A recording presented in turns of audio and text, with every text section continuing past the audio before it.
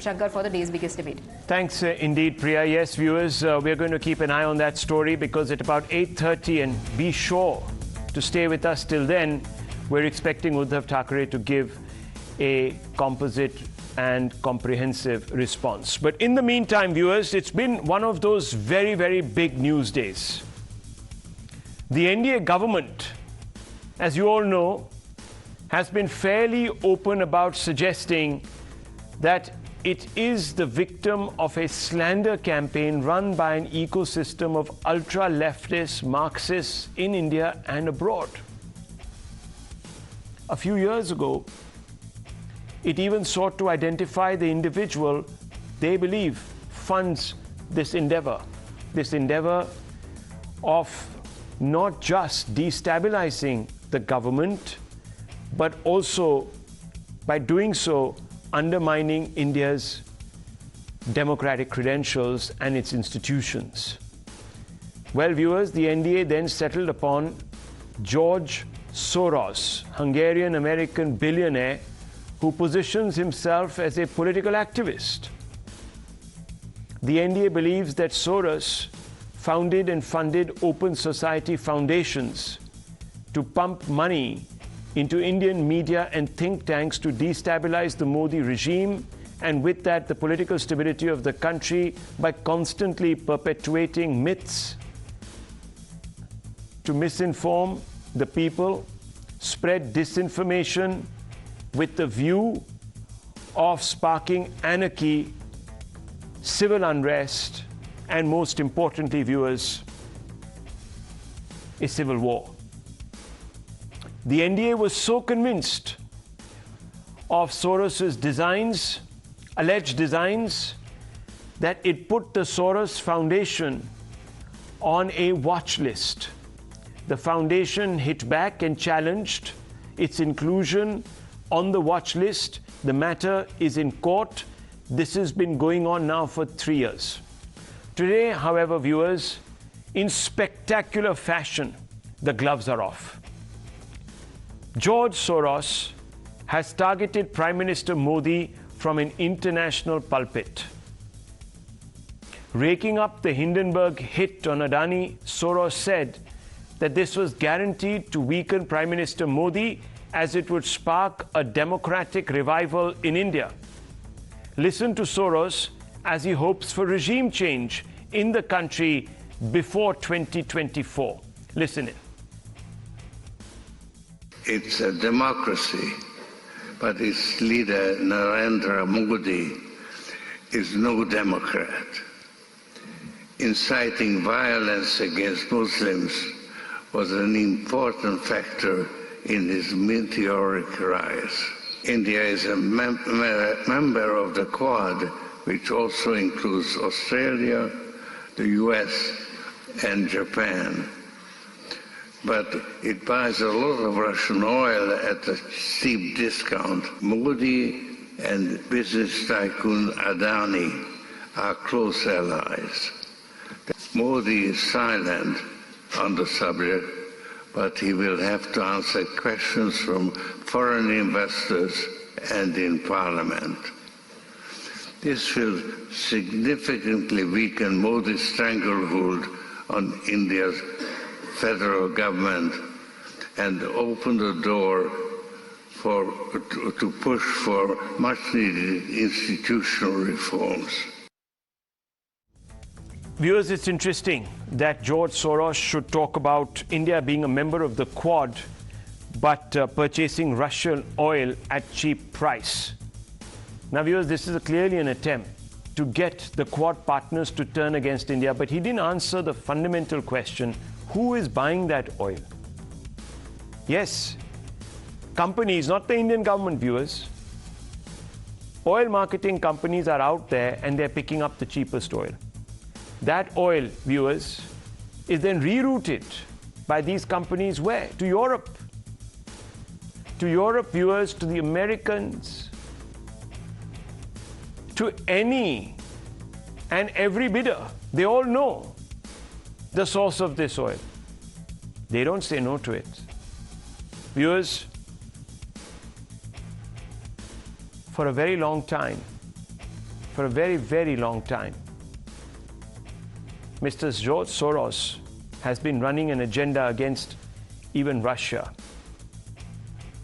forgetting that it was the West, and you just have to go back into history, that continued to invest in NATO even after the fall of communism. Clearly, viewers, the West, to further the interests of its own military-industrial complex, wanted to paint Moscow as a force inimical to democracy, even though communism had collapsed, and for a while Moscow was embracing democracy. They never let it in either to NATO. What was the reason to have NATO, viewers? Think about that. Nonetheless, stung by what they believed is a direct call to meddle in India's internal affairs and spark disaffection against the NDA government, the BJP fielded Smriti Irani, and she countered Soros. Listen in. George Soros का जो ऐलान हुआ है, वो ऐलान आप निश्चित रूप से बारीकी से समझें। वो हमारी डेमोक्रेसी को ध्वस्त करने का ऐलान मात्र इसलिए करते हैं ताकि उनके हैंड पिक्ड लोग सरकार चलाएं। उन्होंने एक फंड का ऐलान किया, $1 बिलियन का, जो वो हिंदुस्तान में और जहां जहां हिंदुस्तान के इंटरेस्ट है वहां पर संचारित करेंगे ताकि हिंदुस्तान को ठेस पहुंचे। मोदी की इमेज पर वार पहली बार नहीं हुआ है। हिंदुस्तान के लोकतांत्रिक ढांचे पर वार का ऐलान उन्होंने पहली बार किया है जॉर्ज सोरोस ने। This war is trying to be mounted against India, and what stands between that war and our country's interests is prime minister Modi. So is George Soros really, viewers, a non-state player looking to dislodge the Modi government? Our reporters have gathered some open-source intelligence that reveals an allegedly insidious plot against the Modi government and beyond. Why, viewers, beyond? Because the hope is to thwart India's rise by injecting a sense of anarchy, instability, and through that, viewers, a complete mistrust of India's democratic institutions. So here is what we have gathered, and let me just take you through it. Geopolitical interference by a non-state player shows powers working against India's interests. So this is what is being talked about in intelligence circles, and it's being put out, viewers, through different views and means. Soros runs destabilizing economy operation through Open Society Foundations. Open Society Foundations is, of course, a platform that he set up. In January 2020, he pledged $1 billion to bring India's authoritarian regime down. In fact, George Soros has come out and even owned up to this mission. And he says that the Modi government is an authoritarian regime. The NGO Left Media that creates chaos halts development process linked to Open Society Foundations. After his 2020 anti-India speech, OSF put in prior permission list of FCRA, as I told you, viewers. But these organizations work in tandem, making a complex web of funds movement. So all this fund constantly moves. It's very difficult to pin the source of the money down. It's not difficult to pump money in India. Soros is a strong pillar of that ecosystem. This is all that is being revealed, viewers. Left liberals across the world are a cheap labor and act as deep state of organizations like the OSF. The idea is to penetrate into institutions and then start undermining them. Soros has come out in the open with sinister plans to corroborate this research. Now expect more chaos, psyops, financial attacks like Hindenburg. 2024 is probably the last chance for an old man, Soros, to realize his plans. And remember, Soros was under the lens for shorting the Bank of England. That was a massive hit, viewers. The Bank of England lost more than $1 billion. So this individual is not someone who can be treated lightly. Soros, specifically anti-Modi stance, is no secret. George Soros himself in 2020 pledged $1 billion to fight nationalists with an aim to bring down what he calls this authoritarian regime. He identifies the Modi regime with authoritarianism. He says, I've committed $1 billion to start a global university to fight nationalists and climate change.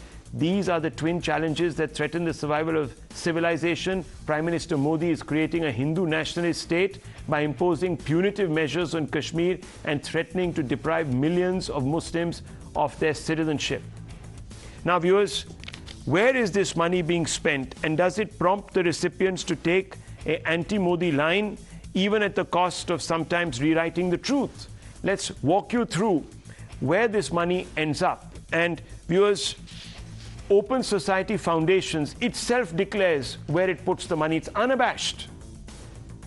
So viewers, Reporters Without Borders is an important recipient. It's ranked India at 150 in the Press Freedom Index. It is funded by Soros. This is not the only agency, viewers, that is in the business of certifying democracy and credentials. Let me tell you, in 2009, Freedom House, you will remember Freedom House, it's often quoted by the Congress Party, the opposition in this country, was part of donor partners of Open Societies Foundations. You can go on the net, check with Open Societies Foundation, you see it there. Freedom House, of course, viewers, keeps downgrading India on the Freedom and Democracy Index. Remember that. In 2021, VDEM Index that downgraded India on the Freedom and Democracy sweepstakes, funded by Soros, once again, they downgraded India from being the world's largest democracy to an electoral autocracy. Rahul Gandhi, the Congress, the opposition, many parties all tweeted this out, saying that this proves the point that they have been making about India becoming an autocracy. So these are at least two of these issues. Amnesty and Forbidden Stories, part of Pegasus. Remember, viewers, they are the ones who said that Pegasus was being used to snoop across this country on just about everybody. Amnesty and Forbidden Stories, part of the Pegasus entire investigation, revelations, they were given grants by Soros' NGO. Sherpa. Sherpa is a media group partnered by Open Society Foundations. Once again, Soros' group. Sherpa had taken the French government to court over the 36 Rafale jet deal, which was signed with India. It's quite funny, viewers. It all seems to keep going back to one individual. He funds a number of organizations in India, and let's just talk a little bit about that. The International Press Institute awarded The Wire as the free media pioneer. Again, it's funded by Soros. Just think about that, viewers. Peace Research Institute, Oslo, the PRIO, you remember them? They nominated Mohammed Zubair for the Nobel, again funded by Soros. It's all out there. Open Society Foundations talks about this. Just go and check. International Fact-Checking Network, IFCN, as it is called. Alt News, a fact-check signatory. It made it one, again funded by Soros. This is all open source intelligence. You can just click on this particular foundation set up by Mr. Soros, and they admit to it openly. The BJP claims that it has also decoded an interesting web of vested interests that are tied in with the Congress. So, founded, the Open Society Foundation, as I told you, viewers, founded by Soros. Let's go to the next one, the web of vested interests. Let's go to that. That's right. That's on your screens. Just pay attention. Namati, a benefactor of CPR, which is the Center for Policy Research, which is a think tank. It is headed by, according to government sources in the BJP, Manishankar Iyengar's daughter, Yamini Iyengar. Let's not also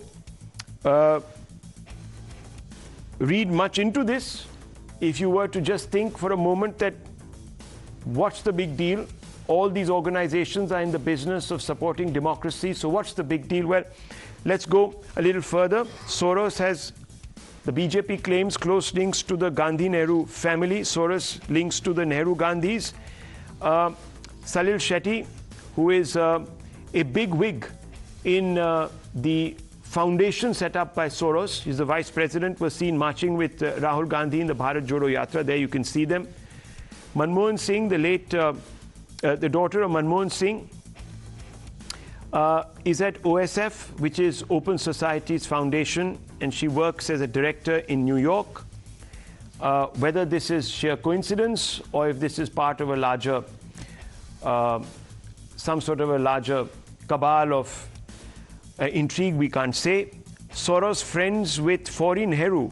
Faureen Nehru was married to B.K. Nehru, Jawaharlal's cousin. He came in a private jet to wish her on her 100th birthday. Viewers, so there's also sort of family friendship.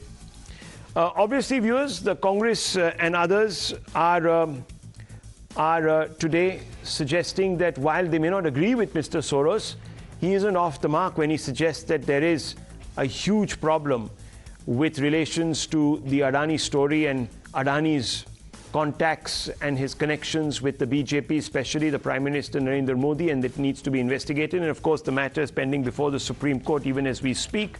Let's open this up. Let's ask some basic questions. Now,